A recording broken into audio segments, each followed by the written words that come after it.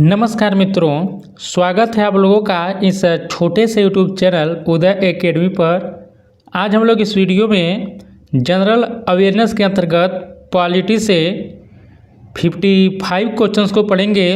और देखिए हम लोग उन क्वेश्चंस को पढ़ेंगे जो केवीएस, एनवीएस, DWSB, EMRS इन सभी में पूछे गए हैं।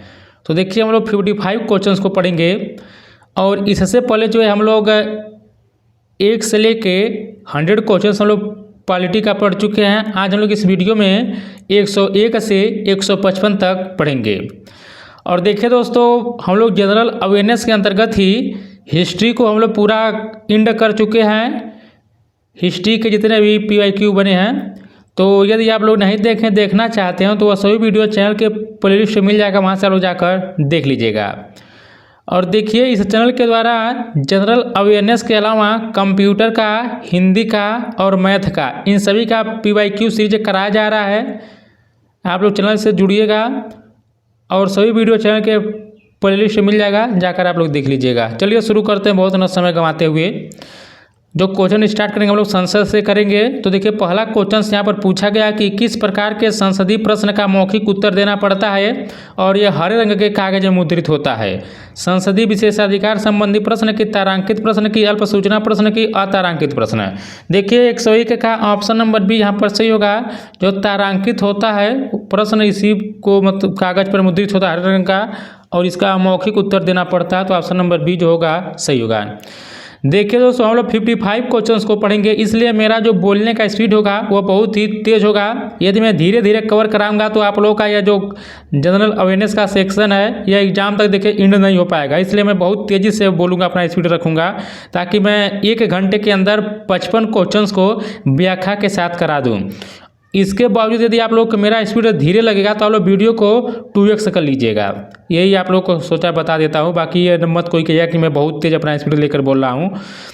देखिए व्याख्या दिया कि तारांकित प्रश्नों का मौखिक उत्तर देना पड़ता है और इसके बाद पूरक प्रश्न भी पूछे जा सकते हैं। इन प्रश्नों की सूची हरे रंग के कागज पर मुद्रित होती है। देखिए तारांकित प्रश्न क्या होता है, तो इनका उत्तर मौखिक रूप से दिया जाता है और इनके बाद अनुपूरक प्रश्न पूछे जा सकते हैं। ये प्रश्न हरे रंग के कागज पर मुद्रित होते हैं। संसदीय विशेषाधिकार संबंधी प्रश्न क्या होता है, तो एक किसी विशेषाधिकार के उल्लंघन से संबंधित होते हैं और इनका उत्तर लिखित या मौखिक दिया जा सकता है। अल्प सूचना प्रश्न क्या होता है, तो इनका उत्तर मौखिक रूप से दिया जाता है, लेकिन ये आमतौर पर हल्के गुलाबी रंग के कागज पर मुद्रित होते हैं। अब देखिए एक अतारांकित प्रश्न होता है, यह जो होता है इनका उत्तर लिखित रूप में दिया जाता है और इनके बाद पूरक प्रश्न नहीं पूछे जा सकते हैं। याद रखिएगा, जो तारांकित प्रश्न होता है उनका उत्तर मौखिक दिया जाता है, लेकिन अतारांकित प्रश्न का जो उत्तर होता है लिखित रूप में दिया जाता है और इनके बाद पूरक प्रश्न नहीं पूछे जा सकते हैं। दूसरा क्वेश्चन दिया है कि आपको इन कथनों पर विचार करना है। पहला कथन है कि भारत के संविधान के अनुसार प्रत्येक राज्य को राज्यसभा में समान संख्या में सीटें प्रदान की गई हैं। दूसरा कथन दिया कि भारत के संविधान के अनुसार राज्यसभा में राज्यों और संघ राज्य क्षेत्रों दोनों को सीटें आवंटित की गई हैं। तो देखिए यहाँ पर ऑप्शन नंबर 20 का सही होगा। पहला देखिए गलत है, दूसरा जो है सत्य है। तो यहाँ पर प्रत्येक राज्य को राज्यसभा में समान संख्या में सीटें प्रदान की गई है, देखिए गलत है। और यहाँ पर दूसरा जो होगा केवल दूसरा कथन सही होगा। तो ऑप्शन नंबर बी होगा, पहला गलत होगा और दूसरा सही होगा। यह क्वेश्चन देखिए EMRS हॉस्टल वार्डन में पूछा गया था। व्याख्या देख लेते हैं कि भारत के संविधान के अनुसार राज्यसभा में प्रत्येक राज्य को समान सीटों का आवंटन नहीं किया गया है। सीटों का आवंटन राज्यों की जनसंख्या के अनुपात में किया गया है। अनुच्छेद 80 साथ ही राज्यसभा में राज्यों और कुछ संघ राज्य क्षेत्रों जैसे दिल्ली और पुडुचेरी दोनों को सीटें आवंटित की गई है। तीसरा क्वेश्चन है कि भारत में निम्नलिखित में से किसके अनुसार राज्यसभा में राज्यों के प्रतिनिधियों का निर्वाचन किया जाता है। द्विचरणीय पद्धति, कि सरल बहुमत पद्धति द्वारा, कि अनुपातिक प्रतिनिधित्व पद्धति द्वारा, कि वैकल्पिक मतदान पद्धति द्वारा। तो देखिए इसका ऑप्शन नंबर सी यहाँ पर सही हो जाएगा, अनुपातिक प्रतिनिधित्व पद्धति के द्वारा। तो सीधे हम लोग इस क्वेश्चन का क्या देखते हैं, व्याख्या देखते हैं। तो देखिए व्याख्या दिया कि राज्यसभा के सदस्यों का निर्वाचन राज्यों और संघ राज्य क्षेत्र की विधानसभा के निर्वाचित सदस्यों द्वारा अनुपातिक प्रतिनिधित्व पद्धति के अनुसार एकल संख्या मत द्वारा किया जाता है। 104 नंबर क्वेश्चन है कि धन विधेयक निम्न में पेश किया जा सकता है। बताया लोकसभा और राज्यसभा दोनों में कि न लोकसभा और न राज्यसभा में, कि केवल राज्यसभा में कि केवल लोकसभा में। देखो जो धन विधेयक होता है इसको केवल लोकसभा में ही पेश किया जा सकता है, तो ऑप्शन नंबर डी जो होगा इस क्वेश्चन का सही होगा। अब कह रहा है कि एक धन विधेयक को मतलब एक विधेयक को धन विधेयक कहा जाता है यदि इसमें केवल संबंधित प्रावधान हो। अब कब आप विधेयक को धन विधेयक कहेंगे तो कराधान हो, सरकार द्वारा पैसा उधार लेना, भारत के संचित निधि में व्यय या प्राप्ति। धन विधेयक को केवल राष्ट्रपति से पूर्व अनुमोदन के साथ लोकसभा में पेश किया जा सकता है अनुच्छेद 117 के अनुसार। और कह रहा है कि ध्यातव्य है कि अनुच्छेद 112 में वार्षिक वित्तीय विवरण या बजट का प्रावधान। देखिए बजट शब्द का कहीं पर उल्लेख नहीं है, बट अनुच्छेद 112 में वार्षिक वित्तीय विवरण के बारे में दिया गया है।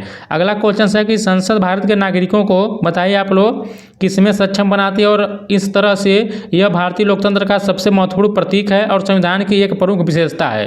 पहला ऑप्शन दिया कि केवल विपक्ष द्वारा गठित करने और सत्ताधारी राजनीतिक दल के अन्य सदस्यों पर प्रभुत्व रखने की, विशेष धार्मिक मान्यताओं को लागू करने और एक विशेष धार्मिक विचारधारा का प्रचार करने की, निर्णय प्रक्रिया में भाग लेने और सरकार को नियंत्रित करने की, सक्रिय आलोचना में रुचि लेने और जनता की इच्छा से स्वतंत्र आंदोलन गठित करने। देखिए 105 का ऑप्शन नंबर सी यहाँ पर सही होगा। तो देखिए जो क्वेश्चन पूछा था कि संसद भारत के नागरिकों को निर्णय प्रक्रिया में भाग लेने और सरकार को नियंत्रित करने में सक्षम बनाती है, तो ऑप्शन नंबर सी जो होगा इस क्वेश्चन का सही हो जाएगा। बाकी थोड़ा इसमें यही व्याख्या लोग देख लीजिएगा, इंपॉर्टेंट है कि संसद भारत के नागरिकों को निर्णय प्रक्रिया में भाग लेने और सरकार को नियंत्रित करने में सक्षम बनाती है। इस प्रकार संसद भारतीय लोकतंत्र का सबसे महत्वपूर्ण अंग है तथा संविधान की प्रमुख विशेषता है। भारतीय संविधान के अनुच्छेद 79 में संसद का उल्लेख, याद रखिएगा 79 में संसद का उल्लेख है, और संसद के अंतर्गत राष्ट्रपति अनुच्छेद 52 में राष्ट्रपति है, और राज्यसभा अनुच्छेद 80 और लोकसभा अनुच्छेद 81 के अंतर्गत आता है। देखिए 79 के अंतर्गत क्या होता है, संसद आता है, 80 के अंतर्गत क्या आता है, राज्यसभा आता है, 81 के अंतर्गत लोकसभा आता है। आप लोग इसको याद रखिएगा। देखिए कह रहा है कि जहां राज्यसभा क्या होता है, एक उच्च सदन या द्वितीय सदन होता है, वहीं लोकसभा क्या होता है, निम्न सदन या लोकप्रिय सदन होता है। तो देखिए राज्यसभा जो होता है वो उच्च सदन होता है, और राज्यसभा को कभी जो है विघटित नहीं किया जा सकता, आप लोग इसको याद रखिएगा। और राज्यसभा के जो सदस्य होते हैं उनका कार्यकाल 6 वर्षों का होता है, ये भी आप लोग याद रखिएगा। अगला क्वेश्चन है कि देखिए दिख गया है, सीधे व्याख्या देखते हैं। भारतीय संविधान के अनुसार सरकार के 3 अंग होते हैं, विधायिका, कार्यपालिका, न्यायपालिका। याद रखिएगा भारतीय संविधान के अनुसार सरकार के 3 अंग होते हैं। देखिए एनवीएस पीजीटी में क्वेश्चन पूछा गया, विधायिका, कार्यपालिका और न्यायपालिका। विधायिका का कार्य विधि का निर्माण करना है, कार्यपालिका का कार्य विधियों का क्रियान्वयन करना है तथा न्यायपालिका का कार्य विधियों का सही तरह से पालन और कानून की स्वच्छता सुनिश्चित करना है। न्यायपालिका व्यक्ति के अधिकारों की रक्षा करता है तथा पालन न करने वाले व्यक्ति को दंड देता है। और देखिए दोस्तों मैं आप लोगों को बता देता हूँ, यदि आप लोगों को इन सभी जो भी पीडीएफ्स है, जैसे आप लोग देख रहे हैं या जनरल अवेयरनेस का पीडीएफ, प्लस हिंदी का पीडीएफ, इंग्लिश का पीडीएफ, मैथ का पीडीएफ, रीजनिंग का पीडीएफ, यदि सभी आप लोगों को यह पीडीएफ यही पीवाईक्यू का पीडीएफ चाहिए तो आप लोगों को स्क्रीन पर देखिए नंबर दिखाई दे रहा होगा, आप लोग हमें मैसेज कर सकते हैं। व्हाट्सएप का नंबर है, इस पर मैसेज करिएगा, आप लोगों को व्हाट्सएप पर इन सभी पीडीएफ को दिया जाएगा। जिसको लेना होगा वो लोग आप लोग मैसेज कर सकते हैं इन सभी पीवाईक्यू को पाने के लिए। आगे बढ़ते हैं हम लोग। देखिए अगला जो क्वेश्चन दिया है 107 नंबर वह क्वेश्चन है। तो देखिए 107 नंबर क्वेश्चन, निम्नलिखित में से किस राज्य में विधानसभा सीटें सबसे अधिक है? हरियाणा में कि आंध्र प्रदेश में कि अरुणाचल प्रदेश, छत्तीसगढ़ में?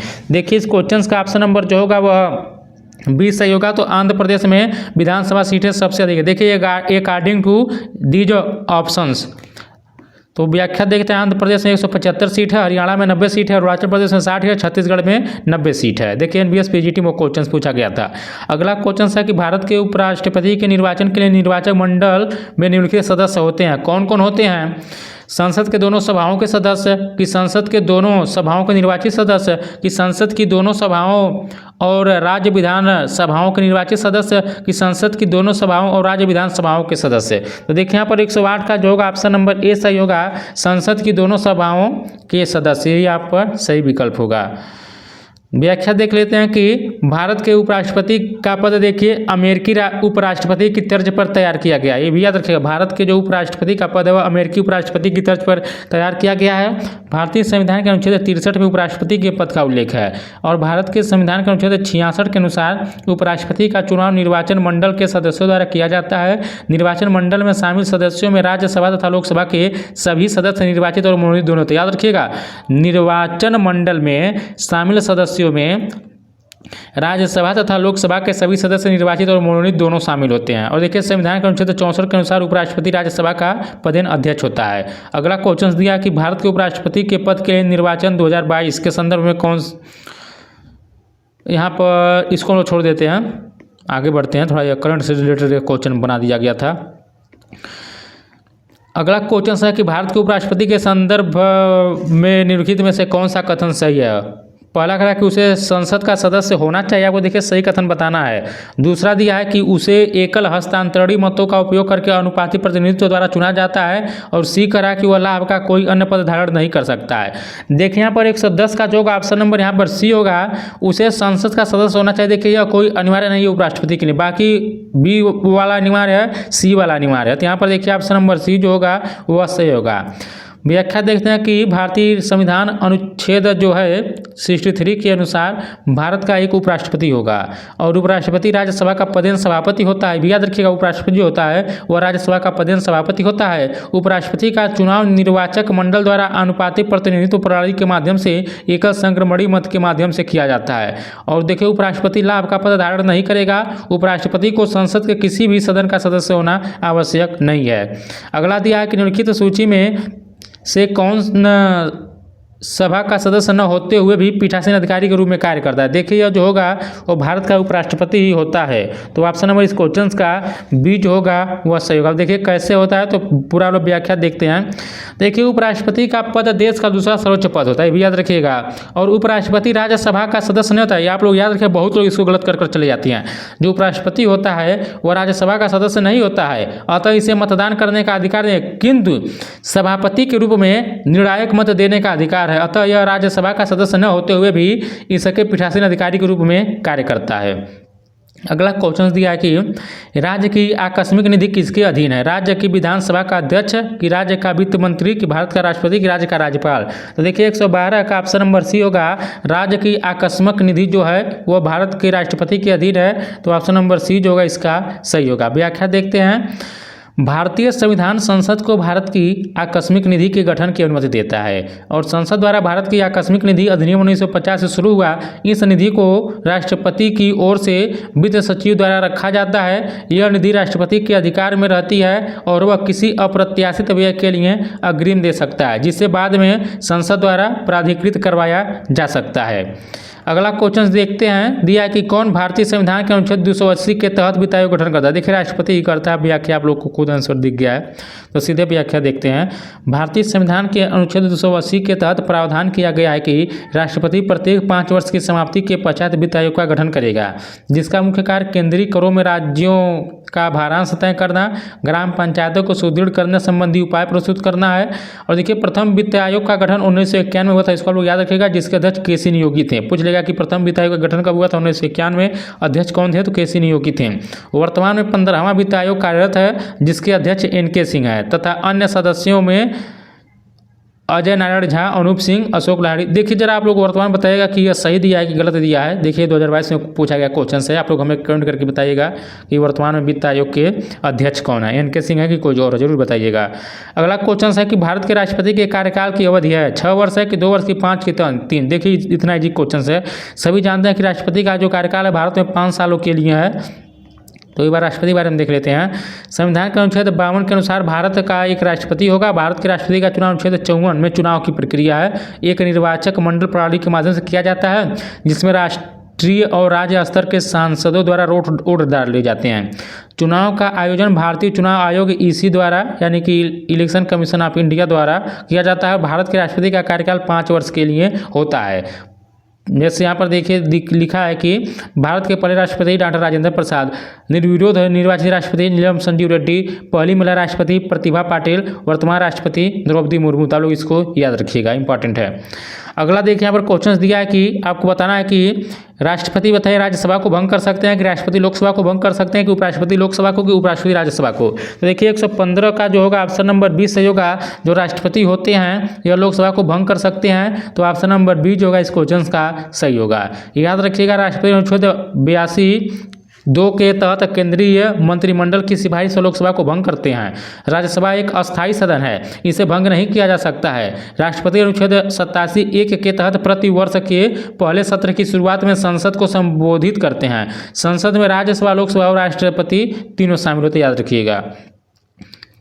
अगला दिया है कि निम्नलिखित कथनों में से कौन सा कथन सही है। ऑप्शन नंबर ए है कि भारतीय संघ की कार्यकारी शक्ति भारत के गृह मंत्री के पास होती है। बी दिया है कि भारतीय संघ की कार्यकारी शक्ति भारत के राष्ट्रपति के पास होती है। सी है कि भारतीय संघ की कार्यकारी शक्ति भारत के मुख्य न्यायाधीश के पास होती है। और अगला दिया कि भारतीय संघ की कार्यकारी शक्ति राज्यसभा के सभापति के पास होती है। तो देखिए 116 का जो होगा ऑप्शन नंबर इस क्वेश्चन का बी यहाँ पर सही होगा। तो भारतीय संघ की कार्यकारी शक्ति भारत के राष्ट्रपति के पास होती है, यही जो है सही दिया। व्याख्या देखते हैं इस क्वेश्चन का। तो देखिए अनुच्छेद 53 के तहत संघ की कार्यकारी शक्ति राष्ट्रपति में निहित होगी और इस संविधान के अनुसार उनके द्वारा उनके अधीनस्थ अधिकारियों के माध्यम से प्रयोग किया जाएगा। राष्ट्रपति संघ के कार्यकारी प्रमुख हैं। हालांकि राष्ट्रपति भारत में केवल एक नाम मात्र की कार्यपालिका है। वास्तविक कार्यपालिका मंत्रिपरिषद के पास होती है, जिसकी अध्यक्षता भारत के प्रधानमंत्री करते हैं। अगला दिया कि भारत में सशस्त्र बलों का सर्वोच्च सेनापति कौन होता है। बताइए, बहुत ईजी क्वेश्चन है, कौन सा ऑप्शन सही होगा। तो देखिए भारत में जो तीनों सेनाओं के जो प्रमुख होते हैं वो राष्ट्रपति होते हैं। तो ऑप्शन नंबर क्या होगा इसका, सी जो होगा सही होगा। देखिए ऐसे भी क्वेश्चन पूछे जाएंगे एग्जाम में आप लोगों को। आगे बढ़ते हैं। व्याख्या इसमें थोड़ा देख लीजिए आप लोग व्याख्या। भारतीय संविधान के अनुच्छेद 53(2) के अनुसार राष्ट्रपति रक्षा बलों का सर्वोच्च सेनापति या कमांडर होता है। राष्ट्रपति युद्ध और शांति की घोषणा करता है। राष्ट्रपति अपने इस अधिकार का प्रयोग कानून के अनुसार करता है, परंतु इस विषय पर कानून निर्माण का अधिकार संसद के पास सुरक्षित है। अगला क्वेश्चन है कि निम्न में से किसे भारत के राष्ट्रपति के रूप में निर्विरोध चुना गया है, मतलब निर्विरोध चुना गया है। हम लोग पहले ही पढ़े हैं कहाँ किनको चुना गया है। तो नीलमा संजीव रेड्डी को। तो ऑप्शन नंबर इसका सी जो होगा वह सही होगा। व्याख्या देखते हैं कि भारत के पूर्व राष्ट्रपति नीलम संजीव रेड्डी एकमात्र ऐसे राष्ट्रपति हैं जो निर्विरोध चुने गए थे। रेड्डी भारत के 6ठे राष्ट्रपति थे। इन्होंने वर्ष 1977 से 82 तक कार्य किया था। देखिए दोस्तों, आप लोगों ने ध्यान दिया होगा, मैं आप लोगों से यह कभी नहीं कहता हूं कि हमारे वीडियो को लाइक करिए, शेयर कीजिए, चैनल से जुड़ जाएगा। लेकिन देखिए यदि आप लोगों को यह कंटेंट अच्छा लग रहा है तो आप लोग जरूर वीडियो को लाइक करिएगा। और देखिए वीडियो पर कमेंट भी करिएगा। आप लोग लाइक और कमेंट करते हैं तो थोड़ा मुझे और मोटिवेशन मिलता है। मैं आप लोग के लिए और भी अच्छा कंटेंट लाने का कोशिश करता हूं। तो देखिए बिना कहे आप लोग वीडियो को लाइक और शेयर कर दिया कीजिए, कमेंट भी कर दिया कीजिए। और देखिए पता नहीं कौन लोग हैं, आप लोग एक तो लाइक करते नहीं, दूसरा का पता नहीं कौन आते हैं लोग डिसलाइक कर भाग जाते हैं। देखिए 2-3 लोग ऐसे हैं, पता नहीं कौन लोग हैं, जो मैं वीडियो अपलोड करता हूं उनको ये नहीं मालूम रहता है कि किस प्रकार कंटेंट है, क्या है, कुछ नहीं, आएंगे डिसलाइक कर भाग जाते हैं। तो आप लोग लाइक कर इन डिसलाइक वालों को जवाब दे सकते हैं। देखिए इस वीडियो पर मैं 100 लाइक लेकर चलता हूँ, देखते हैं आप लोग 100 लोग लाइक कर देते हैं कि नहीं कर देते हैं, जरूर करिएगा बिना कहे हमें आगे बढ़ते हैं। देखिए अगला है कि डॉक्टर एस राधाकृष्णन इस अवधि में भारत के राष्ट्रपति थे। कब से कब तक थे, इनका कार्यकाल पूछा है डॉक्टर एस राधाकृष्णन का। 1952 से 1957 तक, 1957 से 62 तक, 1962 से 67 तक, इनमें से कोई नहीं। तो देखिए यहाँ पर ऑप्शन नंबर इस क्वेश्चन का सी होगा। तो 1962 से 67 तक जो थे डॉक्टर एस राधाकृष्णन इस अवधि में भारत के राष्ट्रपति थे। थोड़ा देख लेते हैं हम लोग। डॉक्टर सर्वपल्ली राधाकृष्णन भारत के प्रथम उपराष्ट्रपति 1952 से लेकर 62 तक थे। वे भारतीय संस्कृति के प्रमुख शिक्षाविद, दार्शनिक एवं हिंदू विचारक थे। डॉक्टर एस राधाकृष्णन सन 1962 से 1967 तक भारत के दूसरे राष्ट्रपति के रूप में इस पद पर आसीन रहे। अगला क्वेश्चन देखिए इंपॉर्टेंट है कि शून्यकाल क्या होता है। बताइए, जब विपक्ष के प्रस्तावों पर विचार होता है, कि जब सर्वाधिक महत्व के विषयों को उठाया जाता है, कि प्रातःकालीन तथा अपराह्न सत्रों के बीच का अंतराल, कि जब लोकसभा में धन विधेयक प्रस्तुत किया जाता है। तो देखिए शून्यकाल इसी को कहा जाता है जब सर्वाधिक महत्व के विषय को उठाया जाता है। तो ऑप्शन नंबर 120 का बी जो होगा वह सही होगा। प्रश्न का व्याख्या देखते हैं। भारतीय संसद में प्रश्नकाल के खत्म होने के साथ ही शून्यकाल का प्रारंभ होता है। चूंकि यह लगभग 12 बजे दोपहर से शुरू होता है, इसलिए इसे शून्यकाल के नाम से जाना जाता है। इसकी अवधि निश्चित नहीं होती तथा इसमें सांसदों द्वारा बिना किसी पूर्व सूचना के अविलंबनीय लोक महत्व के प्रश्न उठाए जाते हैं, जिस पर सदस्य तुरंत कार्यवाही चाहते हैं। शून्यकाल की संसदीय व्यवस्था भारत की, ये भी आप लोग याद रखिए, इंपॉर्टेंट है यह कि शून्यकाल की संसदीय व्यवस्था भारत की देन है। अगला क्वेश्चन है कि कोई विधेयक धन विधेयक है या नहीं, इसका निर्णय निम्न में से कौन करता है। देखिए लोकसभा अध्यक्ष ही करता है, तो आप लोग इसको याद रखिएगा कि भारतीय संविधान के अनुच्छेद 110 के अनुसार कोई विधेयक धन विधेयक कहलाता है यदि उसमें करों के अधिरोपण, उन्मूलन, छूट, परिवर्तन या विनिमयन से संबंधित प्रावधान होते हैं। कोई विधेयक धन विधेयक है या नहीं, इसका निर्णय लोकसभा अध्यक्ष करता है, आप लोग इसको याद रखिएगा। अगला क्वेश्चन है कि संसद के 2 क्रमिक सत्रों के समय अंतराल किससे अधिक नहीं होना चाहिए। बताइए, 4 महीने से अधिक, 6 महीने से कि 1 वर्ष से, कि जो भी राष्ट्रपति द्वारा निर्धारित किया जाए। तो 122 का ऑप्शन नंबर देखिए बी यहाँ पर सही होगा। संसद के 2 क्रमिक सत्रों के समय अंतराल जो होना चाहिए वह 6 महीने से अधिक का नहीं होना चाहिए, तो ऑप्शन नंबर बी सही होगा। देखिए संसद के 2 क्रमिक सत्रों में समय अंतराल 6 महीने से अधिक नहीं होना चाहिए और 1 वर्ष में संसद के 2 सत्र अनिवार्य है। सामान्यतः 1 वर्ष में संसद के 3 सत्र होते हैं, आप लोग याद रखिए, बजट सत्र, मानसून सत्र, शीतकालीन सत्र, इसको भी आप लोग याद रखिएगा। अगला क्वेश्चन यहाँ पर दिया है कि भारतीय संविधान में यह प्रावधान होता है कि राष्ट्रपति लोकसभा के निर्दोष सदस्यों को मनोनीत करे। ये सदस्य किसका प्रतिनिधित्व करने वाले होने चाहिए। पारसी समुदाय की, प्रतिष्ठित समुदाय की, बिजनेस समुदाय की, एंग्लो भारतीय। देखिए एंग्लो भारतीय का होना चाहिए, ऑप्शन नंबर डी जो होगा वह सही होगा। लेकिन आप लोग इसको याद रखिएगा कि वर्तमान 104वें संविधान संशोधन अधिनियम द्वारा लोकसभा तथा राज्यसभा की विधानसभाओं में आंग्ल भारतीयों के मनोनयन के प्रावधान को समाप्त कर दिया गया, आप लोग इसको भी याद रखिएगा। अगला क्वेश्चन है कि निम्नलिखित में से किस राज्य अथवा केंद्र शासित प्रदेश में उपराज्यपाल की नियुक्ति भारत के राष्ट्रपति द्वारा की जाती है। अरुणाचल प्रदेश की दिल्ली में, कि नागालैंड की, मणिपुर में। देखिए यहाँ पर जो होगा आप लोग का दिल्ली में ही किया जाएगा, क्योंकि दिल्ली में क्या होते हैं, राज्यपाल होते हैं, उपराज्यपाल होते हैं। तो ऑप्शन नंबर 124 का जो होगा वह बी यहाँ पर सही होगा। आगे बढ़ते हैं, दिया कि निम्नलिखित में से कौन वर्ष 1967 से 1969 की अवधि में भारत के राष्ट्रपति रहे। डॉक्टर सर्वपल्ली राधाकृष्णन की, डॉक्टर जाकिर हुसैन की, बीबी गिरी की, डॉक्टर फखरुद्दीन अली अहमद। देखिए 125 का जो होगा ऑप्शन नंबर इस क्वेश्चन का बी यहाँ पर सही होगा। तो डॉक्टर जाकिर हुसैन जो थे वो 1967 से 69 तक भारत के राष्ट्रपति रहे थे, तो ऑप्शन नंबर बी जो होगा वह सही होगा। व्याख्या देखते हैं हम लोग इस क्वेश्चन का।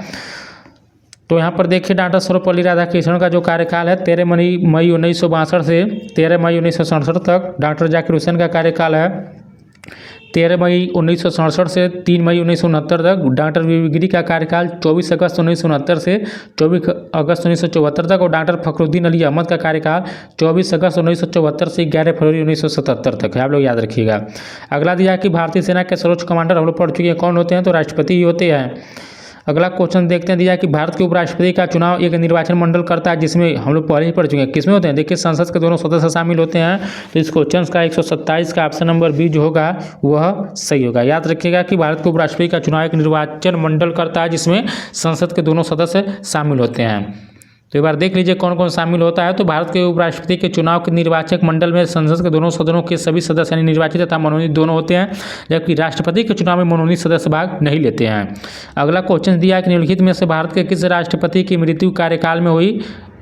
बताइए, फखरुद्दीन अली अहमद की बी डी जत्ती का, कि एन संजीव रेड्डी का, कि जाकिर हुसैन का। देखिए यहाँ पर 128 का ऑप्शन नंबर जो होगा डी होगा। जाकिर हुसैन की मृत्यु जो हुई थी राष्ट्रपति के कार्यकाल में हुई थी, तो ऑप्शन नंबर डी यहाँ पर सही होगा।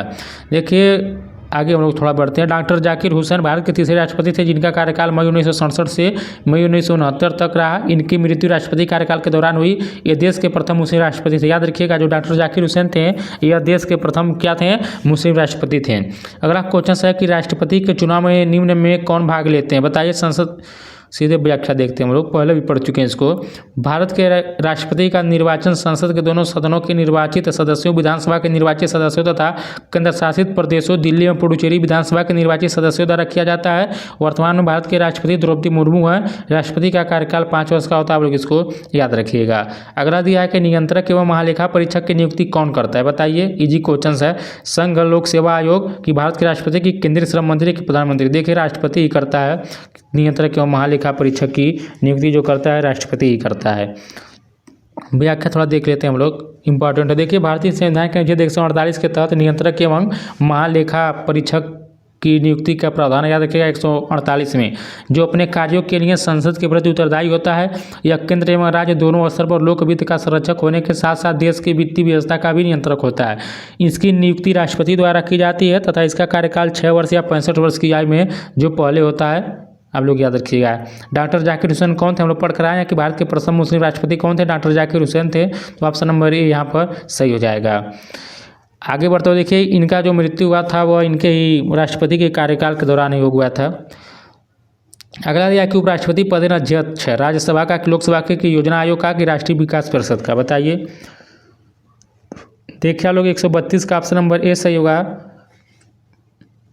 जो उपराष्ट्रपति जो होते हैं, जो पदाध्यक्ष होते हैं, वह राज्यसभा का, तो ऑप्शन नंबर ए यहाँ पर सही हो जाएगा। आप लोग याद रखिएगा। और देखिए राज्यसभा के सदस्यों का कार्यकाल 6 वर्ष होता है तथा प्रत्येक 2 वर्ष की समाप्ति पर इसके 1/3 सदस्य सेवानिवृत्त हो जाते हैं। और राज्यसभा सदस्य बनने के लिए न्यूनतम आयु 30 वर्ष होनी चाहिए। आप लोग हमें कमेंट करके बताया कि वर्तमान में भारत के उपराष्ट्रपति कौन है, कमेंट करिएगा आप लोग। तो यहाँ पर देखिए अगला क्वेश्चन है कि बताइए उपराष्ट्रपति, देखिए आप लोग कौन सा होगा। उपराष्ट्रपति राज्यसभा को, हम लोग देखिए क्वेश्चन रिपीट किया है, राष्ट्रपति लोकसभा को भंग करते हैं, तो ऑप्शन नंबर बी यहाँ पर सही हो जाएगा।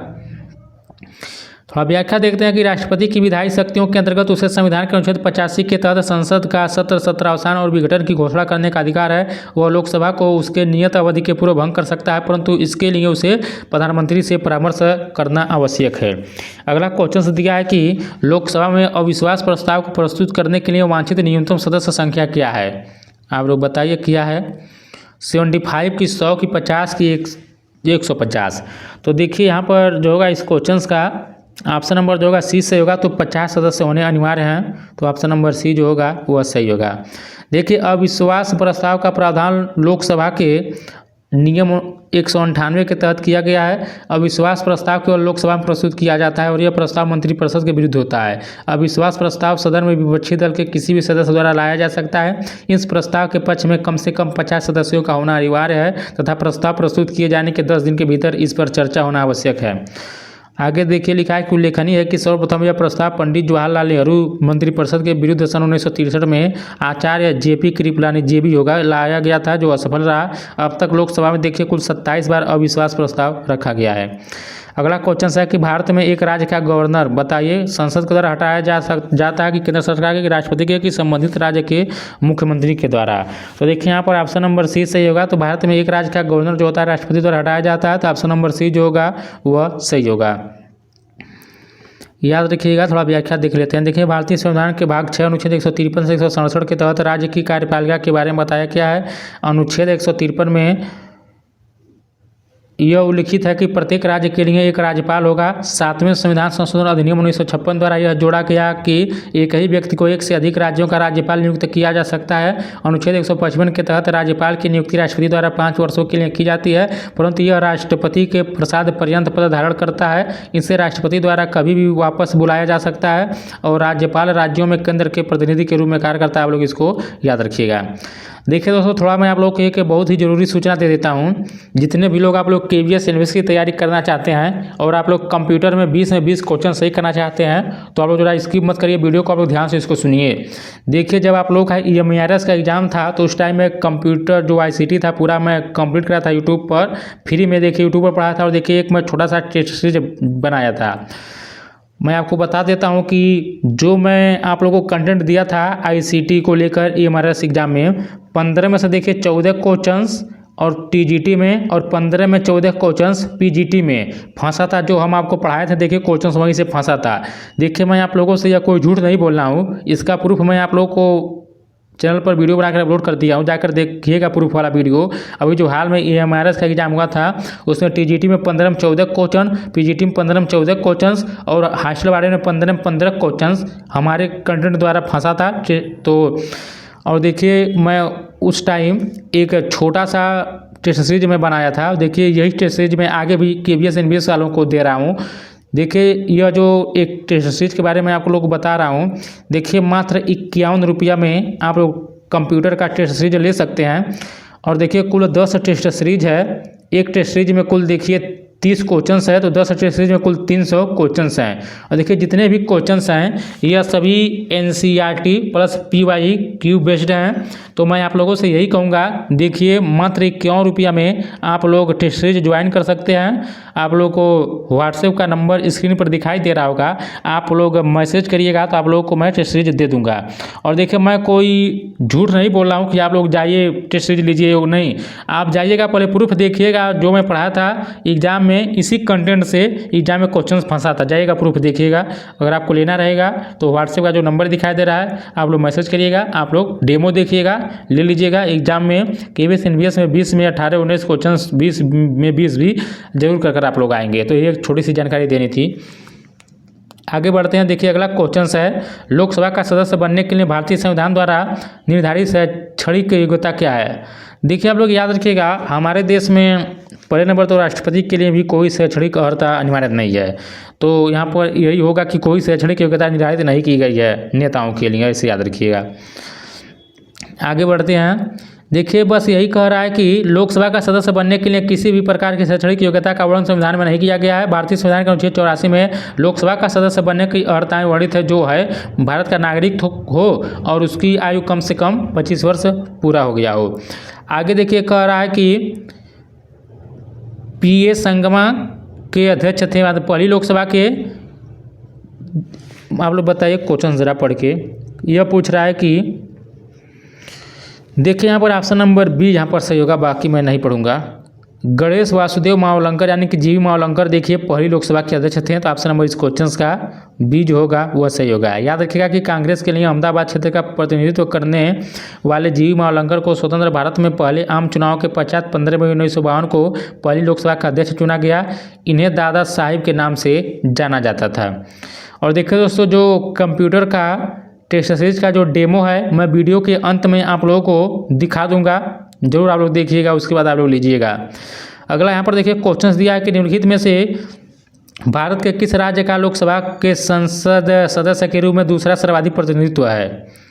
दूसरा पूछ रहा है पश्चिम बंगाल का कि बिहार का कि आंध्र प्रदेश का कि महाराष्ट्र का। तो देखिए 138 का ऑप्शन नंबर यहाँ पर बी हो, यहाँ पर डी होगा। महाराष्ट्र का देखिए दूसरे नंबर पर प्रतिनिधित्व है, तो ऑप्शन नंबर डी यहाँ पर सही होगा। पश्चिम बंगाल देखिए 42, बिहार 40, आंध्र प्रदेश 25, महाराष्ट्र 48। और देखिए उत्तर प्रदेश में लोकसभा सदस्यों की संख्या 80 के बाद महाराष्ट्र का दूसरा सर्वाधिक प्रतिनिधित्व है। अगला दिया है कि भारत के संविधान में विनिर्दिष्ट लोकसभा सदस्यों की अधिकतम संख्या कितनी है, बताइए आप लोग। 542 की 530 की 552 की 545। तो यहाँ पर देखिए 552 है, तो आप लोग देख सकते हैं। अगला दिया है कि संसद के संयुक्त सदन की अध्यक्षता कौन करता है। भारत के राष्ट्रपति कि भारत के प्रधानमंत्री की राज्यसभा के सभापति की लोकसभा के स्पीकर। तो 140 का देखिए ऑप्शन नंबर डी यहाँ पर सही होगा। लोकसभा के जो स्पीकर होते हैं यही संसद के संयुक्त सदन की अध्यक्षता करते हैं। तो ऑप्शन नंबर यहाँ पर डी जो होगा वह सही होगा।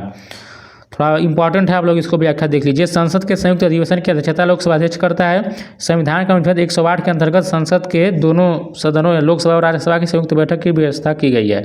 इसके अंतर्गत किसी साधारण विधेयक पर गतिरोध उत्पन्न होने की स्थिति में राष्ट्रपति द्वारा संयुक्त बैठक बुलाई जा सकती है। और देखिए निम्न परिस्थितियों में संयुक्त बैठक बुलाई जा सकती है यदि विधेयक को दूसरे सदन द्वारा अस्वीकृत करा दिया जाए यानी कर दिया जाए, और दोनों सदन विधेयक में किए गए संशोधनों को मानने से असहमत हो, और दूसरे सदन में विधेयक 6 माह तक लंबित हो। अगला दिया है कि निम्नलिखित में से कौन राज्यसभा के उपसभापति हैं। देखिए अब इस क्वेश्चन को हम लोग हटाते हैं, यह प्रश्नकाल के दौरान था। अगला क्वेश्चन है कि राज्यसभा का सदस्य बनने के लिए न्यूनतम आयु कितनी होनी चाहिए। देखिए लोकसभा में बनने के लिए 25 वर्ष होनी चाहिए, लेकिन राज्यसभा में बनने के लिए 30 वर्ष होनी चाहिए। तो ऑप्शन नंबर यहाँ पर सी जो होगा सही होगा।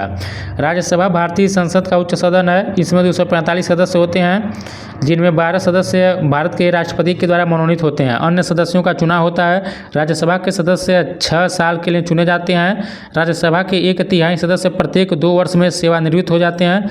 इस सदन का सदस्य बनने के लिए न्यूनतम आयु 30 वर्ष है। अगला क्वेश्चन है कि संसद की प्रत्येक बैठक के पहले घंटे को कहा जाता है। बिल प्रस्तुति का घंटा, कि शून्य घंटा, कि प्रश्नोत्तर घंटा, कि विरोधी घंटा। देखिए 143 का ऑप्शन नंबर सी होगा, प्रश्नोत्तर घंटा कहा जाता है। तो संसद की प्रत्येक बैठक के पहले घंटे को प्रश्नोत्तर घंटा कहा जाता है।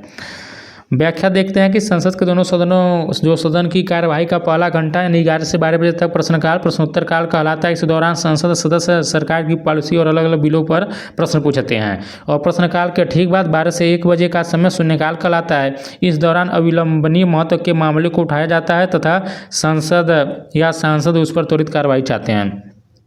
अगला दिया कि राज्यसभा के सांसद का कार्यकाल 6 वर्ष होता है। आप लोग याद रखिएगा, इसको पहले ही बता चुके हैं। यह इंपॉर्टेंट है, व्याख्या सुनिए आप लोग इसको। राज्यसभा को संसद का उच्च सदन कहा जाता है। राज्यसभा के प्रत्येक सदस्य का कार्यकाल 6 वर्ष का होता है तथा इसके 1/3 सदस्य प्रत्येक 2 वर्ष के बाद सेवानिवृत्त होते हैं।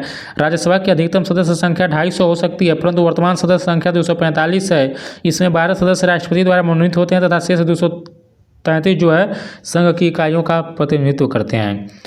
अगला क्वेश्चन है कि कौन राज्यसभा का सदस्य भी है, तो उपराष्ट्रपति जो होता है यह राज्यसभा का सदस्य भी है, आप लोग याद रखिएगा। थोड़ा व्याख्या ही देख लेते हैं। भारतीय संविधान के अनुच्छेद 64 के तहत भारत का उपराष्ट्रपति राज्यसभा का पद सभापति होता है। भारत के उपराष्ट्रपति बन के देखिए अब चेंज हो चुके हैं, वर्तमान बताइएगा वर्तमान में कौन है। आगे थोड़ा देखते हैं कि राज्यसभा को उच्च सदन कहते हैं। यह एक अस्थायी सदन है जिसका विघटन नहीं किया जा सकता है। संविधान में उपराष्ट्रपति पद के लिए किसी विशेष कार्य का उपबंध नहीं है। वह राज्यसभा के सभापति के देय वेतन और भत्तों का हकदार होता है। राष्ट्रपति की आकस्मिक मृत्यु, पद त्याग की स्थिति में उपराष्ट्रपति नए निर्वाचित राष्ट्रपति के पद ग्रहण तक राष्ट्रपति के रूप में कार्य करेगा तथा राष्ट्रपति को देय भत्ता तथा वेतन को ग्रहण करेगा। अब देखिए जो क्वेश्चन विधानमंडल से बना देखते हैं, राज्य विधानमंडल से उसको देख लेते हैं। क्वेश्चन देखिए पूछा गया कि भारत के संविधान के अनुसार राज्यों की विधान परिषदों में सदस्यों को मनोनीत करने की शक्ति किसके पास है? भारत के राष्ट्रपति के, कि राज्य के राज्यपाल के, कि राज्य विधान परिषद के सभापति यानी चेयरमैन के, कि राज्य विधानसभा के अध्यक्ष स्पीकर के? तो 146 का ऑप्शन नंबर जो होगा 20 सही होगा, राज्य के राज्यपाल के पास है, तो ऑप्शन नंबर 20 जो होगा इस क्वेश्चन का सही होगा। देखिए विधान परिषद कुछ भारतीय राज्यों में विधानमंडल का ऊपरी सदन है। इसके सदस्य अप्रत्यक्ष चुनाव के द्वारा चुने जाते हैं। कुछ सदस्य 1/6 राज्यपाल द्वारा मनोनीत किए जाते हैं, जिनमें साहित्य, विज्ञान, कला, सहकारी आंदोलन और सामाजिक सेवाओं जैसे क्षेत्रों। अब देखिए वर्तमान में तो हटा ही दिया गया है इस प्रकार के जो हैं।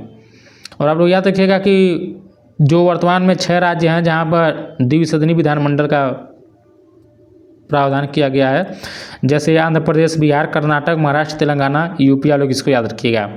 अगला है कि जहां किसी राज्य की विधानमंडल का केवल एक सदन होता है उसे कहा जाता है विधानसभा, की राज्यसभा, की विधान परिषद, की लोकसभा? तो देखिए उसको विधानसभा कहा जाता है, तो ऑप्शन नंबर ए जो होगा इस क्वेश्चन का सही होगा। तो जिस राज्य में केवल एक ही विधानमंडल होता है उसे विधानसभा के नाम से जाना जाता है। प्रत्येक राज्य में विधायी कार्यों के संपादन के लिए विधानसभा का प्रावधान किया गया है। केंद्र शासित प्रदेशों में केवल दिल्ली, पुडुचेरी और जम्मू कश्मीर में विधानसभा स्थापित है। इसमें जनता द्वारा प्रत्यक्ष रूप से चुने हुए प्रतिनिधि आते हैं। विधानसभाओं की संरचना या गठन संबंधी प्रावधान अनुच्छेद 170 में दिया गया है। अगला क्वेश्चन दिया गया है कि किसी राज्य के मंत्रिपरिषद में मुख्यमंत्री सहित मंत्रियों की कुल संख्या, देखिए उस राज्य की विधानसभा का 15% से अधिक नहीं होनी चाहिए, आप लोग याद रखिएगा, थोड़ा इंपॉर्टेंट है। कर रहा है कि किसी राज्य में मंत्रिपरिषद में मुख्यमंत्री सहित मंत्रियों की कुल संख्या उस राज्य की विधानसभा के सदस्यों की कुल संख्या के 15% से अधिक नहीं हो सकती है। राज्यों की जनसंख्या के आकार के आधार पर एक विधानसभा की अधिकतम संख्या 500 और न्यूनतम संख्या 60 निर्धारित की गई है, परंतु सिक्किम, गोवा, मिजोरम और पुडुचेरी इसके अपवाद हैं। अगला क्वेश्चन हम लोग देखते हैं। जैसे देखिए सिक्किम में 32 सदस्यों की संख्या, गोवा में 40 है, मिजोरम में 40 है, पुडुचेरी में 30 है। अगला यहाँ पर सीधे व्याख्या देखते हैं हम लोग। कह रहा है कि इन दोनों क्वेश्चन का व्याख्या देख लेते हैं। देखिए दिल्ली में एक सदनी यानी कि विधानसभा विधानमंडल है। दिल्ली विधानसभा की सदस्य संख्या 70 है, याद रखिएगा। और भारत के केवल 2 केंद्र शासित प्रदेश दिल्ली और पुडुचेरी विधानमंडल हैं। और दिल्ली में विधानसभा कितनी सीटें हैं? तो 70 सीटें हैं, आप लोग याद रखिएगा। अगला दिया कि मुख्यमंत्री की नियुक्ति की जाती है राज्यपाल द्वारा, कि राष्ट्रपति द्वारा, कि सर्वोच्च न्यायालय के मुख्य न्यायाधीश द्वारा, कि उच्च न्यायालय के मुख्य न्यायाधीश द्वारा। देखिए मुख्यमंत्री की जो नियुक्ति की जाती है वह राज्यपाल द्वारा की जाती है, तो ऑप्शन नंबर ए जो होगा इस क्वेश्चन का सही होगा। व्याख्या हम लोग देख लेते हैं। राज्यों की कार्यपालिका का संवैधानिक प्रमुख राज्यपाल होता है, जबकि वास्तविक शक्ति मुख्यमंत्री के नेतृत्व में गठित कार्यपालिका में निहित होती है। और देखिए भारतीय संविधान के अनुच्छेद 164(1) के तहत राज्यपाल राज्य के मुख्यमंत्री की नियुक्ति करता है तथा मुख्यमंत्री की सलाह से अन्य मंत्रियों की नियुक्ति करता है। अगला क्वेश्चन है कि निम्नलिखित में से किस राज्य में विधानसभा सीटें सबसे अधिक है? छत्तीसगढ़ की, आंध्र प्रदेश में, कि अरुणाचल प्रदेश की, हरियाणा में? देखिए 152 का ऑप्शन नंबर बी होगा। तो यहाँ पर जो आंध्र प्रदेश है यहाँ पर राज्य में विधानसभा सीटें सबसे अधिक है, तो ऑप्शन नंबर बी यहाँ पर सही होगा। देखिए यह ऑप्शन के अकॉर्डिंग यहाँ पर दिया गया है। देखिए दोस्तों मैं आप लोगों से कभी कहता नहीं हूँ, लेकिन देखिए आज मैं कह रहा हूँ। मेरे चैनल पर देखिए 40 जो है सब्सक्राइबर की कमी है। यदि आप लोग वीडियो देख रहे हैं, यदि आप लोग 40 लोग सब्सक्राइब कर लेंगे तो आज अपना भी जो चैनल होगा वह 10K का फैमिली बन जाएगा। तो जितने भी लोग देख रहे हैं देखिए मैं आज तक कभी किसी वीडियो में नहीं बोला हूँ कि आप लोग हमारे चैनल को सब्सक्राइब कीजिए। लाइक शेयर के लिए कहता था, लेकिन मैं नहीं करता था सब्सक्राइब के लिए। लेकिन देखिए आज मैं कर रहा हूँ। यदि आप लोग देख रहे हैं, अगर आप लोग सपोर्ट करना चाहते हैं थोड़ा सा भी, देखिए 40 सब्सक्राइबर्स की बस कमी। यदि आप लोग 40 लोग सब्सक्राइब कर देंगे तो चैनल पर आज ही देखिए 10,000 जो है सब्सक्राइबर पूरे हो जाएंगे। तो आज अपना भी यह छोटा सा चैनल जो है 10K तक पहुँच जाएगा। तो ज़रूर आप लोग सब्सक्राइब करिएगा जितने भी लोग वीडियो देखेंगे। आज देखते हैं आप लोग आज इस चैनल पर 10K सब्सक्राइब करा देते हैं कि नहीं करा देते हैं। देखिए मात्र 40 की कमी जरूर करिएगा आप लोग। तो यहाँ पर देखिए प्रश्न विकल्प के अनुसार यह दिया गया था। आप लोग इसको याद रखिएगा कि भारत में विधानसभा की सर्वाधिक सीटों वाला राज्य उत्तर प्रदेश है, जिसमें 403 है। अगला दिया कि भारत के किस राज्य में द्विसदनीय विधानमंडल नहीं है? बिहार की, कर्नाटक की, जम्मू कश्मीर की, मध्य प्रदेश। तो हम लोग अभी पढ़कर आए हैं मध्य प्रदेश में द्विसदनीय विधानमंडल नहीं है। आप लोग इसको याद रखिएगा। देखिए जम्मू कश्मीर में भी तो नहीं है, आप लोग इसको भी याद रखिएगा। तो देखिए दोस्तों आज हम लोग इस वीडियो में 152 क्वेश्चन तक ही रहने देते हैं। अब आगे जो हम लोग पढ़ेंगे आयोग संस्था से क्वेश्चन पढ़ेंगे। तो देखिए 152 क्वेश्चन में आप लोग बताइएगा कि आप लोग का कितना क्वेश्चन सही हुआ है। और देखिए यदि आप लोगों को इसका PDF चाहिए तो आप लोग को व्हाट्सएप नंबर स्क्रीन पर दिखाई दे रहा है, मैसेज करिएगा व्हाट्सएप पर। आप लोग को मैं PDF वहाँ पर इसका दे दूँगा। और जो कंप्यूटर का जो डेमो है टेस्ट सीरीज, आप लोग डेमो ज़रा देख लीजिए। तो देखिए आप लोग टेस्ट सीरीज यही है। जो भी लोग KVS NVS की तैयारी कर रहे हैं तो देख लीजिए आप लोग किस प्रकार का क्वेश्चन डिजाइन किया गया है। देखिए जितने भी क्वेश्चंस हैं यह सभी जो है NCERT के प्लस और साथ में PYQ हैं। सभी जितने भी कंप्यूटर क्वेश्चन KVS NVS में पूछा गया है। तो देखिए इसी प्रकार का आप लोग यहाँ पर देखिए पूरा व्याख्या दिया जा रहा है। फिर यह देखिए दूसरा क्वेश्चन रोम का फुल नेम क्या है, फिर देखिए व्याख्या यहाँ पर आप लोग देख सकते हैं। फिर तीसरा क्वेश्चन ALU और यहाँ पर देखिए जो आप लोग का EMRS का एग्जाम हुआ था हुबहू देखिए इसी में से कई क्वेश्चन से कॉपी पेस्ट कर दिया गया था। यहाँ पर देखिए आउटपुट के लिए इनपुट आउटपुट से क्वेश्चन फिक्स से पूछेगा। तो देखिए अभी हम क्वेश्चन सब डाले हैं, एक एक मतलब हर एक प्रकार का क्वेश्चन हम इसमें टेस्ट सीरीज में शामिल किए हैं। और जितने भी लोगों ने लिया था अधिकतर लोगों का 12, 13, 14, 15 तक, यहाँ तक 15 में 15 ऐसा स्कोर किए हैं कई लोगों ने। तो देख सकते हैं यही टेस्ट सीरीज है। यदि आपको लेना है तो व्हाट्सएप नंबर आप लोग को स्क्रीन पर दिखाई दे रहा है। देखिए इसी प्रकार के आप लोगों को जो है 10 टेस्ट सीरीज दिया जाएगा। मात्र देखिए 51 रुपये में, 51 रुपीज़ में दिया जा रहा है। तो जिन्हें भी लेना हो वे लोग मैसेज कर इसको प्राप्त कर सकते हैं। तो देखिए एक टेस्ट सीरीज में कुल 30 क्वेश्चन हैं, 10 टेस्ट सीरीज है कुल 300 क्वेश्चन हैं। और इन 300 क्वेश्चन से कोई यदि आप लोग पढ़कर चले जाएंगे तो एग्जाम में आप लोग KVS NVS में 20 क्वेश्चन से 18, 19, 20 तो जरूर सही कर आएंगे। तो देखिए एक टेस्ट सीरीज है, यही डेमो दिखाना था। जिन्हें भी लेना होगा जो आप लोगों को नंबर स्क्रीन पर शो हो रहा है, व्हाट्सएप नंबर है, उस पर आप लोग मैसेज कर इसको ले सकते हैं। तो यही एक डेमो था। और देखिए मैं अंत में आप लोगों से बस यही कहूँगा, वीडियो अच्छा लगा तो वीडियो को लाइक करिएगा, शेयर करिएगा और साथ ही चैनल को भी सब्सक्राइब कर लीजिएगा। मिलते हैं एक नए वीडियो के साथ, तब तक नमस्कार, जय हिंद, जय भारत।